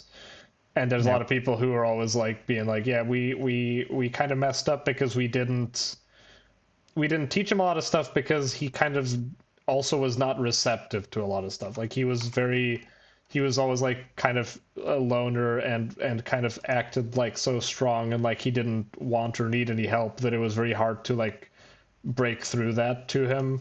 And now they're kind of regretting that. And the dad is very self-serious. Yeah, the dad is funny how he has like I love that shot of him laying in bed with the two kids on him, because that's like the life. That's like what he I don't know. That's like kind of what the life he couldn't have because of how fucked up everything went with PunPun. Like imagine him, like he should have been there for PunPun's whole childhood, and maybe him and the wife could have even had another kid, and like. He just is meant to be a dad, and he wasn't able to be one for very long before everything crumbled. So it's nice that he has this like second chance in his later years to just have like a fun life. Something very interesting about PunPun, which we didn't know, that like PunPun in the past had like a friend with whom he when wandering, finding a fallen star or something, and the other guy got injured, and PunPun changed after that, which is something that was like never mentioned at any point before. Isn't the friend the glasses kid? I think it's the same name. That starts with H. I thought it was he's the one who had to move away. Yeah, that's him, the glasses kid who moves then away. He uses like his first name for that because it's not I thought he used the same name. It might be the same person, but then it might be the other name for him. I don't know if it is. Either way. Right. And now it also makes a lot more sense when PunPun said like his like when Aiko asked him what he would wish on a falling star, he would say for all falling stars to disappear. Yes, that's a great line. Which now makes more sense. No one would go chasing after them and hurt themselves. Would not have happened if there were no falling. And at the climax, when he's staring up at the sky, he compares himself to a falling star. He says he wishes he could burn up like they are, where he could just disappear in a flash and be gone. Yeah, indeed. Yeah, there's a great. I have this like topic I keep wanting to get to, but I want to wrap up the dad thing first. It's also fun how the dad, he cries a lot and he gets drunk and he has kind of like a silly, like he works like kind of probably a lame job, but it's still funny that he has a much happier life than PunPun does, despite everything. Like he's surrounded by people who like him and he hangs out with every night, and he was real about how selfish he is. Yes, exactly. I mean, the mom was kind of hypocritical and tried to be self-sacrificing when she couldn't do it. Yeah. The dad just admits, I am kind of a selfish guy, but I'm fun. That's why I never write any letters. Yeah. A lot of dads are like that, I think, actually. Like, it's quite a common occurrence, because, like, dads... It's a lot harder for men to be like good parents than it is for women, I think. I don't know. Maybe that's just projection. Dads are kind of, dads are kind of screwed, because it doesn't matter how good a dad you are. Almost all kids are going to love their mom more anyway. It's a completely different bond. Like, Yeah, it's weird. You're always kind of expendable. You're always going to be the one the kid hates more when they're older. Usually, it's it's like Carlin said, hell is full of dads. And you just have a harder time showing, like, moms can show affection much easier and without any sort of embarrassment or anything. Dads like a lot of times they're like, I'm the big man. I can't just be over here hugging and kissing. Yeah, like it's. I mean, Patrice O'Neill had a funny. He wasn't exactly the first one to think this. Patrice O'Neill had a funny way of putting it because his father never had anything to do with him, and he said, when I thought about sex, it started making more sense because if I could just shoot out jizz and walk away from it and pretend it never happened. Yeah. There's really no investment there. It feels like it didn't even really happen. But a woman has to be pregnant for 9 months and give birth and then nurse and all this. There's so much more investment there. Even afterwards, it's like that is like a part of them much more than it is a part of the man. Even though we know it's still a necessary part of the step, obviously. It's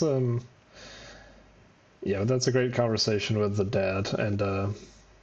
Again, like we can't hate him. Exactly, we can't help but like Daddy PunPun and hate Mama PunPun despite all the facts in the story. Like it's so strange. Like the story makes you think of it like PunPun does, kind of, which is interesting. Yeah, because the dad is a cool guy. He's just a shitty. Just fun. Yeah. There's dozens of people who have a great relationship with PunPun's dad. PunPun just isn't one of them. Yeah, and no one likes PunPun's mom. Yeah, PunPun's mom snatches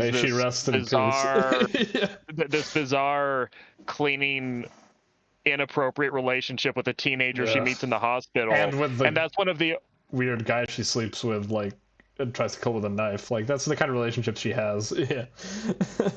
I mean, like to counter this a little bit, she seems to develop like a good relationship with Midori and with the uncle. That's true. Over time, for that show. Yeah. Yeah, I mean, the uncle does seem to miss his sister. Like, when he says that Sachi is just like PunPun's mom, he has, like, the tear in his eye. I mean, he does that a lot when he talks to people, but...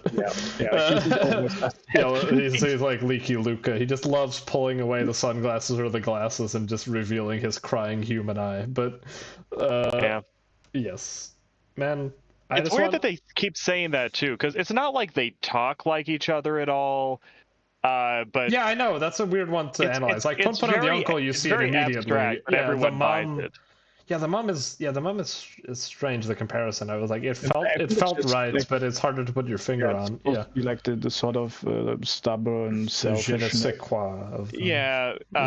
Like manipulative in a charming way, where you're also, into it. We don't know what PunPun's mom was like when she was younger. Maybe she was even more like. I mean, we saw a little bit in the flashback, and it was pretty much like even then she already had a kid. Like, Also, PunPun's mom was kind of a striver. She always wanted to be more than herself. She wanted to be adventurous and colorful and interesting. What did you want to go next to, Michi? Well, I keep wanting to get back to the PunPun and Aiko stuff. One thing it's fine. We can do that. I mean, I think it's almost irrelevant to bring up. Exactly, it's almost irrelevant to bring up at this point. But like, I still need to mention how great the artwork is the entire time of this. Like, there's so many great. He's still doing so much great stuff with PunPun and like the square in his head. It's like he's missing a piece of him, but it's also the one-eyed Dharma thing. Like, it's great, just him cutting this sinister fucking shape in every panel. He lots of panels. He has like a giant pointy nose because he's a fucking liar. That's all him. And I mean, him and Icor are just lying to themselves continuously during this, I wanted to mention this because this is an interesting thing that I noticed on my own, and I was very happy to have noticed. There's a lot of wish symbolism in PunPun. Like, there's like. Wishes and falling stars. There's Tanibata. There's the even PunPun bringing a bunch of lucky cats to the manager. Like, there's a lot of like wishing for people's good luck, wishing for people to have a nice life and fortune, and for things to change. And also, I draws a fortune during the trip. I'm not sure because the thing wasn't translated, so I'm not sure if it was a fortune. Oh, do you mean on the paper? Well, that's the. No, like drawing, as in he bought a. Oh, a yeah. I think he does. I think it was like a hand clasp. But yeah, okay. But the whole thing I was thinking about that was I know about the Dharma thing, but I completely blanked my mind up to this point. I totally remember the Dharma are supposed to be for making wishes. You color the first eye in when you buy one and you make a wish, and then you're only supposed to color the second eye in when the wish comes true. Yeah, something like that. Like I forgot. It's like about accomplishing goals, but it can be with wishes. Like, and that's the thing. Like, PunPun is the incomplete Dharma. Yeah, like that clicked in my head while I was reading it, and I was like, oh, and I was like, yeah, like that's the whole thing of them is they have him and Aiko have this wish of living together in the countryside and everything working out really well, but like her scratching his eye out, like it turns him into this unfulfilled. He's a walking unfulfilled wish. And yeah, he tries to fucking make that permanent by stabbing himself in the fucking eye at the end. But yeah, I just thought that was very clever symbolism, and it gets echoed again because when Pegasus is in the fire, he gets a rod through the same eye, so he also becomes a one-eyed Dharma like that, and it's like his wish of making a new world maybe won't come true either. And then when Punpo's on the floor, the god appears in just that one of his eyes. Like before he tries to stab it out. And even before that, when he's laying with Aiko, he pulled when he's rolling around the grass with Aiko, the plaster comes off of his eye, and it shows already that God is hiding in his left eye. Or that he's still there. Yeah, it's still there. Exactly. Related to that, and something I do keep thinking about. When the uncle is looking at his newborn son, God is in the little eye. I keep thinking about that it's the too. Same eye. God, he goes, "Yo, yeah." Well, God is coming back for the uncle as well. God is just coming back for everyone, and then maybe PunPun kills him. Well, PunPun stabbed like God out of his eye, kind of, and then it's like kind of seems like it reincarnated in, and it's kind of the uncle's fault too because the uncle started the God thing with the tinkle tinkle hoy. And then his baby, the girl, has it now, which is funny. He brings that up again with Aiko too. He mentions Tinkle Tinkle Hoy, and she's like, "What's that?" If we just think of God as like the dark impulses that lie in everything. He's the dark spot. Okay, I'm gonna push back a bit because I think God is more ambiguous. Yeah, I don't think it's part of it. It's not straightforward like that. Yeah. Well, in the uncle's case, maybe God somewhat represents hope, because he's literally looking at the baby and saying, "Is this hope?" And he's having a nervous breakdown because he's so afraid to have hope, and he sees God in the baby's eye at the exact same time. Well, we don't know if it's him seeing God even. Like that could just be for the reader to have God going remember, the uncle had his own. Remember, the uncle had the god of what was it, of grief or something, like the god of guilt who shows up on the tracks. Remember, it's a different photograph of a person's face. Maybe I kind of. Do you not remember? I kind of want to pursue this a little bit though. I mean, I think God was there for the uncle. I think it would be weird if the God was there for the baby and the reader, but not the uncle, when the uncle's having a super emotional experience looking at it. Well, I don't know. In the panel where you see God in PunPun's eye and Aiko is with him, do you think God appeared for Aiko then? No, maybe. So why do you think he appeared for the uncle then? Right. I never think other characters can see the gods, because we never see that with any other character. Whenever the guy is seeing the poop god, no other character in the frame can see it. I think only the people I don't think the baby is experiencing can see it. Whatever God is, though. I think the uncle probably is in that context. I didn't take it to mean the baby was experiencing God. I took it to mean that whatever God is in the baby as well, and we're seeing that. Yeah. There he is, the god of guilt. He's a fucking creepy Japanese man doesn't have the glasses or the beard. Yeah. I mean, I'm not gonna harp on it endlessly, but I kept thinking about what is God, because it's come up over and over again. Because sometimes it seems like God is PunPun rationalizing things. Yeah, well, it's supposed to be sometimes ambiguous. PunPun, Yeah, he's just a has funny his, creature. yeah. like his own ideas about this. I think he says something when he's Yes. talking to that Aiko. He's talking about God as well. I think. Yeah, Or sometimes close. it's just his whole head, but then he talks to it. If it's a separate entity, it's. I think Yeah. I think the God. I mean, I'm not going to defend this endlessly, but I mean, it's my a moot ideas point. of what No God, one is of what right or God is- wrong, but yeah. I mean, should I just quit talking and leave? No. I'm not saying that at all. I'm saying the opposite. I'm saying it doesn't. There isn't a right or wrong answer, so it doesn't. Us saying we don't agree with you or not doesn't mean you're wrong. Is what I'm saying. Okay, my theory about God at this point, I think to some extent God is seeing yourself as the center of your life, and God is being. I think God is when you see yourself as a character in your own story, and you're being proactive and thinking about the future and actually wanting things. Okay. I think to some extent God is wishes, God is hope, but I think also God is characters believing in the future and thinking that what they're doing at that moment is actually, taking control over what's going to happen, and it's them pursuing what they actually deeply want to be true, or something like that. I think God going away kind of represents when characters slip into being passive and careless and just letting other people tell them what to do. And when God shows up, it's when you're actually engaged in life and trying to live it on your terms and caring about it. I kind of think that's where it is. I mean, it lines up fairly well. I'm trying to think of all the times he shows up, because he shows up. He has a surprised face when Aiko kills herself. He has like the surprised PunPun in his face. Sorry, God in his face. When he got really pushy with the girl during the date, God showed up. And when he was like jerking off in the rain, yeah, like self-indulgence in that regard. I'm not. But then and God also is like in the math teacher's eyes. So he's in both the eyes of that guy. Yeah, it's not a bad theory. Yeah.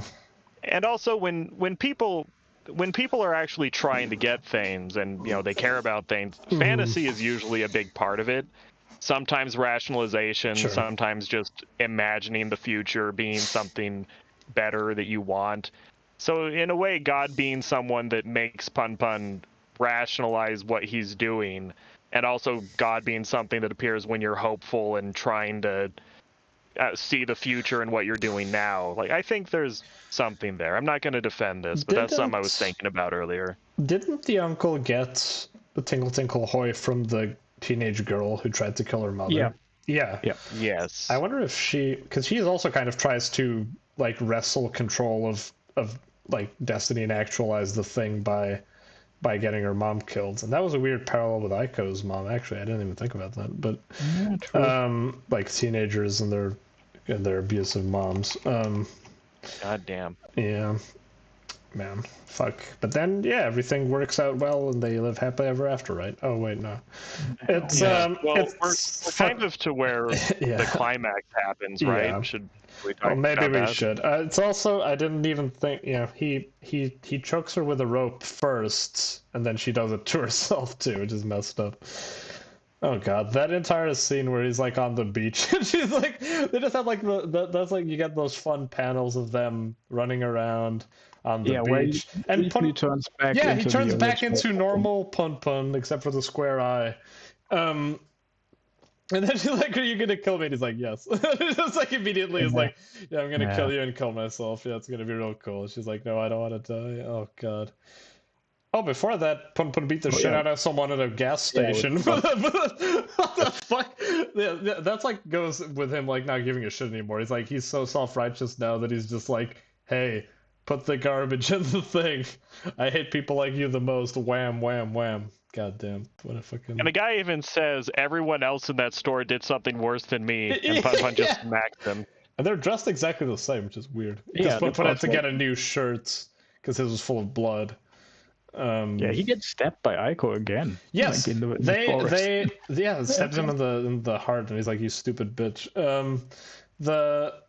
They've addressed your complaint from Yes, my last time, complaint from Joss. last Yeah, time. This time we finally get them. yeah, they're really fucked up. Like they keep having to take pills and puking. Aiko's like got a horrible like infection spreading across all of her fucking wounds. Like she probably might just die if she didn't do it to herself anyway. Yeah, I'm pretty convinced that she would have died anyway. She was in a very bad state. I mean, that's kind of why that's part of.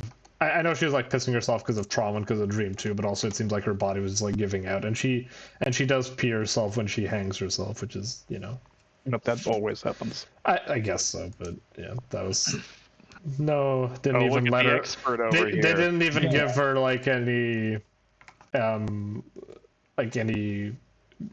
peace and death. Like you don't even. It's not even like a graceful death. It's like she's like got her panties stuffed in her mouth, and she stuffed her own panties to muffle her screams, I suppose.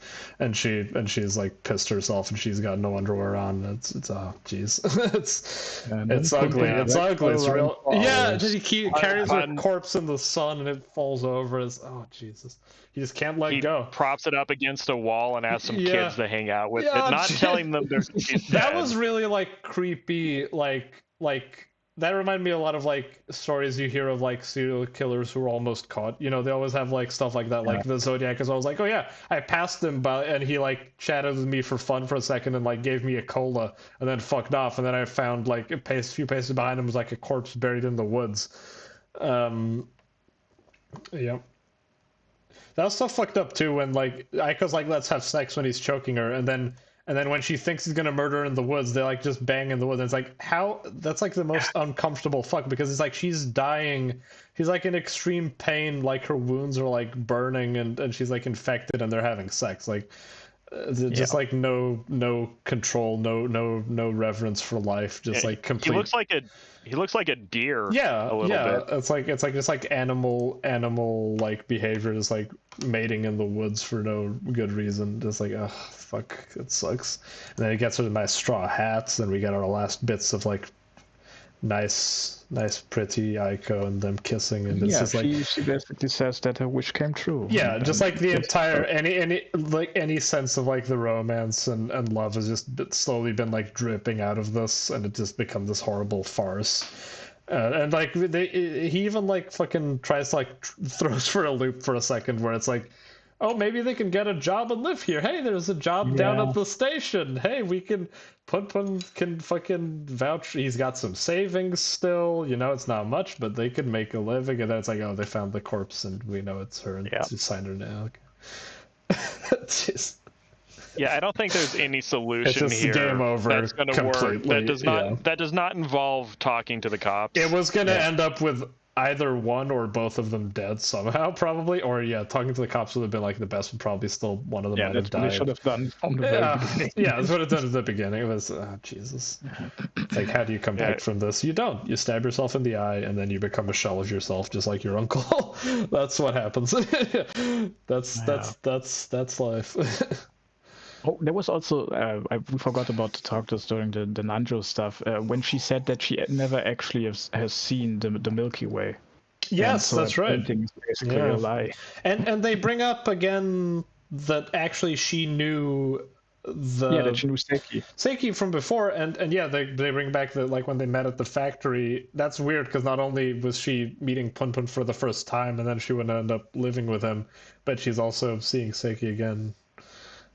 They didn't talk, and the whole joke with Seiki is they keep missing each other. Like if PunPun had gone with Sachi to the other friend's wedding party, then they would have seen each other. They keep like there was like that shot way back when PunPun was at the party and he was going chaka chaka, and like Seiki was like in the building very next to him. And the whole Pegasus thing is like related to PunPun thematically. But they never actually cross paths, which is funny. Yeah. Unless, I think his aunt saw Pegasus way back when he was on the street with a street sign. Yeah. Yeah, it's they never meet. It's parallel. Yeah. Oh, jeez. PunPun is so mean during this arc. Like when she buys the the bag, and he's like, "That's a stupid looking bag." Like she wants to make a wish, and he drags her out. It's just like that's like really because he just one of the he just like he loves her, but he hates her so much because she's ruined his life, and she hates himself most of all. She hates herself. It's just a bunch of hate. Yeah, and he hates like the concept of wishes. Like, that one of the most. He just loves her like ideally, like as an idea, but he just hates everything she does. Like she annoys him constantly, but he loves like being with her and frolicking around and having sex. He just wishes she would shut the fuck up. One of the things I found very interesting when he's like dragging her corpse around, he tells himself and Aiko this fictional story about how they're going to live together, and even that story turns dark because he has like absolutely no hope. Like he cannot even fantasize about anything positive anymore. He cannot even imagine a happy ending in his wildest fucking dreams. Oh jeez. Yeah, I just love. Yeah, I love all the starkness of all the artwork during that section. Like it's all like massive open countryside, trees and bushes and rivers, and they go to this like ghost town, and it's just like them in the middle of nowhere. I think it also communicates the heat pretty well. Yes, I was thinking that the whole time because he has to wear the hats. Everything is like sweaty. The sun. That's like makes it even grosser because like a corpse in the sun would just like start to reek faster, and just like be all fucking sticky, and it's just like he's carrying this like hot, gross, pissy corpse around during the sun. Weird part is how the corpse would just be kind of flopping against his back. Yeah, exactly, and it like flops backwards and falls on the road. It has to pick it up again. She's got her eyes open. He doesn't even close her eyes. Like he does at the end because she's sleeping when the kids come by. But yeah, it's just icky. There's no, like I said, no grace in death. Doesn't even bury her. That's I hope that you never forget. Yeah, that's the wish, and it will haunt him. I love that. Yeah, that panel's so good. Still drawing of not to jump too far ahead, but then once we get to the lighter epilogue bit, it begins with a fantasy sequence of him dreaming and seeing Aiko. And he mentions how he's starting to forget. Like that's the thing. Like no matter how hard you want to, like stuff, the farther away it gets. Yeah. Part of it is like the good, positive message of like time heals all wounds, but it's also kind of sad because he's having a hard time recalling if like that it doesn't even feel real to him that was a part in his life and what exactly she looked like. Yeah, well, how she behaved. It's like washing her face because of the sun. Before she dies, that's like one of the last things she says is that they will think about each other on Tanabata, and that's well, it's weird that he says like, I hope you never forget me to like her after she's died. Like that's like I hope the corpse doesn't. And then they play the monkey barrel game. We forgot about like PunPun returns. We don't see his return trip, but he goes to the miso factory and then the miso factory and they redo the shot. He goes up on the roof and he's in shadow in the same position that the supposed not serial killer, the guy who killed his family was in contrast against the sunlight, and he looks down at him and Aiko as kids, but he has the PunPun has the dark PunPun head. That's not what the original drawing looked like. It was just a normal PunPun. Like he's become like that, and that guy was also at the end of his rope. Like I've gone too far. He also thinks he's killed someone like that guy had. I don't understand dance time.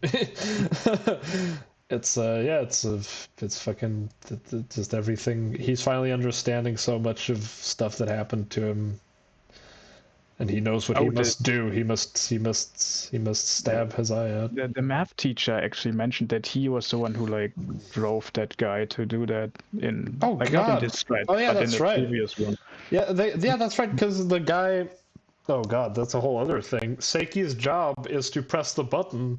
Just turn the TV on. I love the reveal. It's just to go every day, turn on the TV, and then he sees like the guy has like a bunch of little anime figurines, and he's like he's like an autist, like super obsessed with maths and numbers, and he just like goes around looking for crazy people, like kind of pushing them to do stuff because he wants to see if they're like the real deal, sort of. Yeah, he's like a real fucking psycho. He's also the only one who is not looking at the falling stars in that scene. Yeah, that's He's right. turned away from it. Yes, the miso factory is a whole big fucking deal where all the characters converge upon. If Saki hadn't gone there that night, PunPun probably would have just died. Like he would just bled out, yeah, from his fucking eye hole. It's insane that they managed to save his eye after it got a fork, and then a knife in it, in quick succession. Like, Jesus, PunPun has some really good regenerative genes. Yeah, he's a ghoul. He's a ghoul. He kind of is, honestly. I mean, Kaneki got stabbed in the eye too. It was both his eyes. Oh, remember there was like a panel where Sasaki said something about how he gets an itchy feeling in the back of his eyes when he thinks about Kaneki or something, and I was like, oh, because he got stabbed from behind in his eyeballs. I remember that happening. Yeah. Oh boy, and then we get the big ending. Yeah, the epilogue. Yeah, we get. I had not made, until this very moment, I had not made the connection that the kid at the hospital was his friend who had moved away. Now it makes total sense. Yeah, Green hadn't either. I think he said when I mentioned this to him the other day. Real quick before we do the epilogue, I should say, just the climax where PunPun is stabbing himself. It's interesting, or just want to acknowledge, you know, he's giving this speech about how he wants to be a falling star and he wants to disappear, and how hollow everything was, and how glad he's alone and he can just vanish from this world. And he lays down and he goes, you know, good night, and he's doing the title drop saying good night, PunPun. That's right. And then Sachi is behind him and says get up, which is it's I just find that interesting, and it kind of leads into the epilogue. And also, PunPun doesn't get to decide who he is as a human being or what his life is, you know. It's not just like the uncle. The uncle was going to kill himself on the train tracks, and the aunt Mito whatever showed up and said, "No, you're not allowed to do that, you idiot." And also, it wasn't not at all about you. Wasn't the Goodnight? The Goodnight is like a 2-page spread with God's face, right? And we got a 2-page spread with God's face when he says "Good morning, PunPun" just before he killed the mom. So it's like, if you see the good morning till the good night, that stretch of pages is PunPun's like really dark period from the murder till now, and it's like closing the chapter on that, and then after that he's normal bird PunPun, and for one shot he's a human, which is fucking freaky. He's a human in bed with a bunch of bandages on him. Yeah, that's like the most human we ever seen. Yeah, it's the most human we've seen except for the drawing, and like he's just like a Japanese man. Oh jeez. Yeah, we got now we can. Yeah, we got the POV stuff at the hospital, kind of reminiscent of his mom too, and we got the baby at the hospital. There's a lot of stuff going on in hospitals. They try to go to the hospital and it's closed down with Aiko, and her uncle's a doctor. The boy. Yeah, and then we got the epilogue with the dream sequence, which is nice. I think it ended perfectly, honestly. I like it's a pretty cool. It's like not the ending you would expect from a story like this.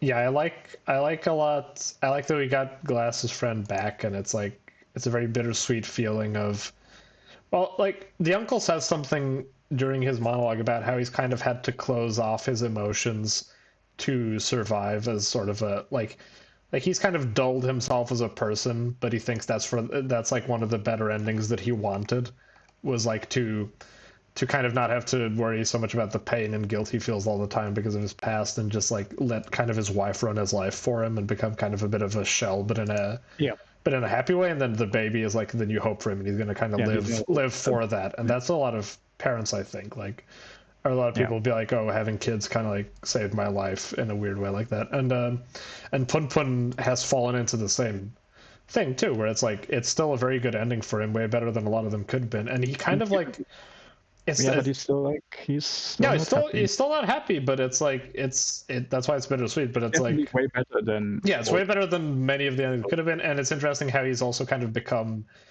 similar to his uncle too, where he's got like it's like a it's got like well, it's I'm gonna keep this unclear, but it seems it is possible that it is his kid, and he says he doesn't know. I like to imagine it is. I'm just gonna I'm just going to imagine that for myself. I have no reason to other than I would like that to be the case, but I'm going to say it.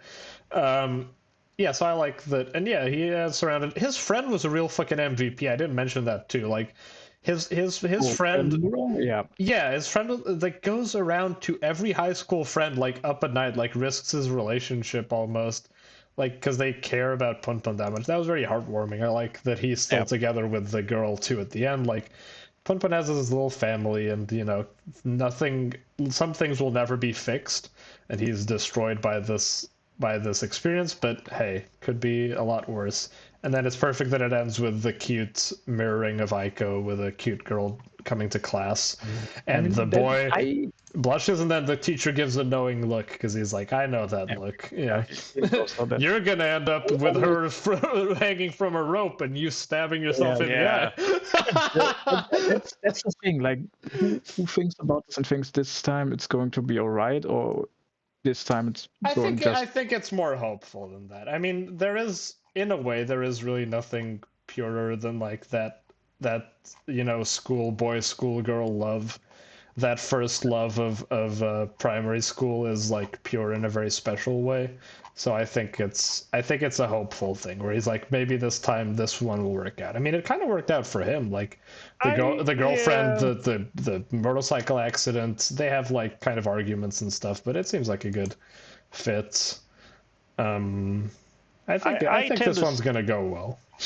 I tend to see it as somewhat hopeful. Yeah, but more in a sense that it zooms out and you see PunPun is just a tiny part of a much larger pattern that's going to go on forever. Yeah, it's just human condition in a way. Yeah, humanity is going extinct or is doomed is what they end with, so which makes sense. Yeah. PunPun just had his own little version of something that's happened a million times and will happen a million times. Yeah, exactly. That's why humanity is doomed, because men will see a woman and go wife. Yeah.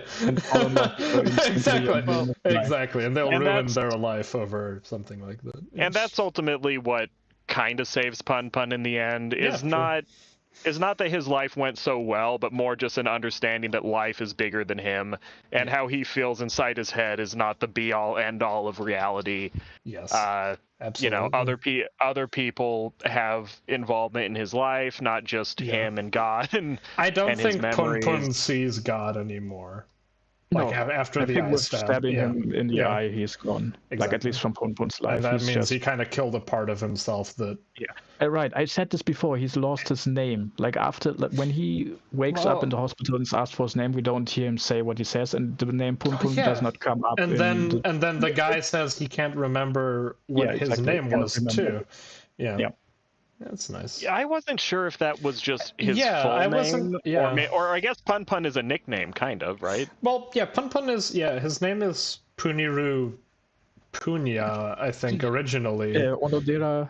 No, Onodera is not his name; it's his mom's name. Nope. Yep, Punyama was the original name. Yeah, what was his first name? His name isn't Onodera. His name was... No, originally it was Punyama PunPun, then it became Onodera PunPun. Okay, but PunPun is a nickname for something else, probably, because PunPun isn't a real name. We don't know. Okay. I said Puniru because it's slime Puniru, probably.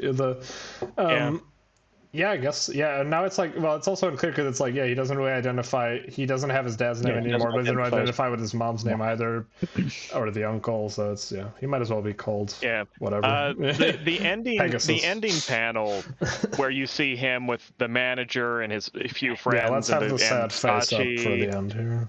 Yeah, well, the him crying and waving. That always got to me. Yeah. This time, another thing got to me too. When Sachi's kid comes up to him and he just kind of reaches out and mushes her face without thinking. That was sad and that was sweet. The idea that Sachi did just cuck him into raising a better man's child after all that. Okay. I like to think it's his kid. That does sting. Well, the possibility at least does sting a bit. Yeah. It might also be a thing where PunPun is the dad, but he's so fucked up, it's easier for him to do this if he doesn't think about it too much, so he doesn't even consciously grapple with it. Yeah. that the possibility of that is sad, but PunPun having that with the kid where, where that intimacy is there in an effortless way after he's been so distant from his own parents and everyone else, that was sweet. That got to me this time. Yeah, that was nice. Yeah. Jaws was right. That was not the same fat chick. Yeah, he was. And her little sister showing up and being like, actually, she quite liked PunPun, and he was really nice about it afterwards. That she didn't like PunPun. That's the interesting thing. No, she did like PunPun. No. Like in the translation I read, she said that she didn't like him. That she just went out with him. She did like him, and she felt sad that they had a fight because she really did like him even afterwards. That's what I swear that was what I read. What I read was she said she didn't like him and just went out with him because she wanted to have like a sort of adult moment because he just became a high schooler. That's what my translation said. I think she said that jokingly about how he acted because he was so self-serious, but that she actually did like him if it weren't for that. Okay. I read the official translation, so I'm correct. Yeah. What was I going to say? Oh, lastly, I also mentioning the much better man who Sachi's child could be. It's interesting that the guy at the gas station kind of looks like him, and he says the same thing to both of them. He says like, "You're the kind of person who I'm least compatible," or the other guy says, "Who pisses me off the most." Like they're both like kind of just like reasonable guys who are like, "Why are you being an asshole?" And he's like, "Fuck you, I'll kill you with a fucking stick." What's the name of his neighbor that he pretends to? Oh, Takashi. Well, yeah, if you add him in, they're the holy trinity of people that shame PunPun in a very confused like way. Medium hair, straight black hair guys who just are handsome and are just like, "What's up? Why are you being an asshole?" I guess they're the ones he compares himself to, and therefore has the big reaction to. It's kind of weird. He's just like. I think you can like count the badminton guy Yaguchi also in that. Yeah, sort of. Well, he was a lot friendlier though. These guys are like. I think he had a harder time with Yaguchi because that guy was friendly to him, and he considered them like. He was much more understanding. Like the guys who piss PunPun off are like guys who bring to his attention that he's kind of like a creep and a weirdo, and they're like more successful in a weird way. Not that Takashi does that, but the other two do. The other two are like, "You're being a weirdo. Why are you being such a creep? Why don't you just get your shit together?" And he's like, "Okay, when people say that to me, I will murder them." Oh boy. Yep. Yeah. But it's sad. It's a 10 out of 10 masterpiece. It is. Though go read it and cry. Yeah. But only if you're old enough. Don't read this until you're like 25. I want to say, like, I don't think you should be 18 or 19 and read this. Really? Yeah, I don't think you'll get it fully. Maybe read it when you're younger and then read it again when you're older. Like you have to have at least 2 exes that fucking hate you. And hey, I don't have 2 exes. Are you saying I don't get it? Yeah. Oh, okay. You'll get there. What the fuck? No, I'll just cross off the next relationship immediately. Unless you've spent at least 2 years of your life on a nonsensical, constantly on the verge of killing yourself, depression, redemption quest, you probably won't understand this. Yeah. Well, PunPun's that might be overstating it. Well, how old is he? Like 23 in this last shot, 22, something like that. He says his probation is over, but we don't know how long he was like in prison. Oh, that's true. Yeah. Well, Sachi doesn't look that much older. He's like mid-20s. I'm gonna say like 24, maybe. I don't think he went to prison. No. Yeah, but... what did he went to then? Like what happened? Well, he might have been community service probation, or house arrest. Probation is when